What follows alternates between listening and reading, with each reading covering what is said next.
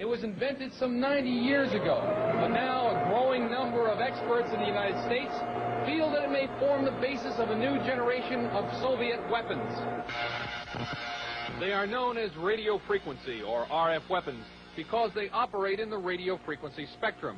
Their existence is noted in this U.S. Department of Defense publication, which says the Soviets could use them to destroy components of missiles, to interfere with radar and other electronic systems, and even to alter human mind functions.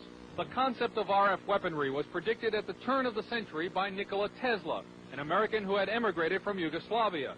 He is best remembered as the man who invented alternating current electricity. In 1899, Tesla built this giant coil which produced 10 million volts of artificial lightning. From it, he theorized the possibility of death rays. This and many other of his ideas about the physics of electricity were ridiculed by the scientific establishment. Pure science is not a sure thing. You can't predict what's going to work out and what's not going to work out. Robert Golka, a research scientist, built a replica of the Tesla coil about 80 years later. Golka was trying to produce a phenomenon known as ball lightning. He also used the Tesla coil to conduct testing for the U.S. Air Force. What I was doing was setting in maybe 5-foot-long models of advanced fighter aircraft, and we would want to try to find out which part of the airplane was more vulnerable to lightning strikes, whether it was a wingtip or the canard where the pilot sat. These experiments could also demonstrate the effect of the electromagnetic pulse of a nuclear blast, and Golka says the effect of RF weapons as well. Golka thinks that Tesla's theory that electromagnetic power could be transmitted through the Earth and its atmosphere without wires is a key element in the Soviet Union's work on RF weapons. Tesla's novel weapons theories were generally ignored in the United States. Nikola Tesla died in 1943, and after the Second World War, all his papers and effects were shipped to his native Yugoslavia, where they were enshrined in a museum. Some say that that museum proved to be a gold mine for Soviet weapons scientists.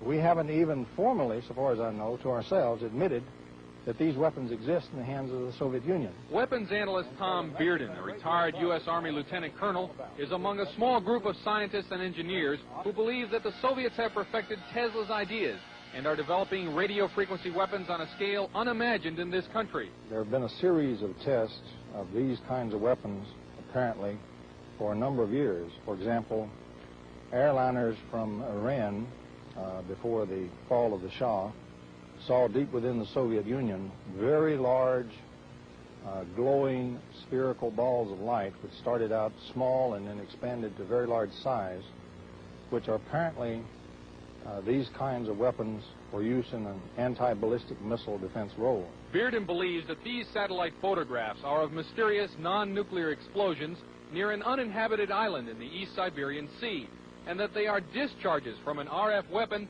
that uses intersecting energy beams called scalars. In doing so, you can create, for example, either an electromagnetic explosion at a distance, or you can create an electromagnetic implosion at a distance, the extraction of energy from a distant point.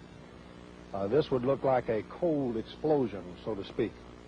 And I believe the thing on April the 9th, 1984, off the coast of Japan, that involved several 747 jet airliners, I believe that incident was a test of a cold explosion weapons. At least it met all the characteristics. Pilot Doug Happ was in one of the 5 airline crews that saw an incredibly large cloud rising from the moonlit overcast below. It looked like a plate coming up through an overcast, but it just kept expanding, and as it got higher, it was apparent that you could see right through the middle of it, so it looked like a big smoke ring. At the time that we first noticed this cloud, we weren't sure what to do, and we took no evasive action because we didn't know which way to go. And I think eventually we either ran through it or it completely engulfed us. Happ says when his flight reached Anchorage, Alaska, it was checked for radioactive contamination. None was found. Dr. James Frazier has done extensive research in electromagnetic effects for the U.S. Air Force. It could be due to a strong electromagnetic beam, but we don't know that. They can also be caused by chance thermal gradients. We've had for several years studies of clear air turbulence, for instance, which have produced this kind of a disruption.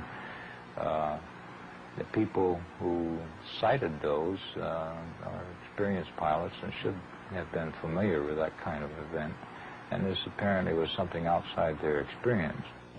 There have been a number of times when Soviet technological surprise has upset the strategic balance. In 1948, the Soviets detonated an A-bomb years before it was thought possible. In 1957, the Soviets stunned the world by launching Sputnik 1, the world's first artificial satellite. And in 1976, the Soviets were discovered to have been embarked upon a program to build particle beam weapons, a discovery which led 5 years later to America's Star Wars program. In each case, the United States was able to regain the balance.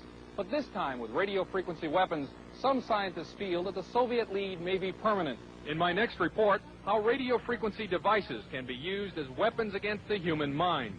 Chuck DeCaro, CNN, on special assignment.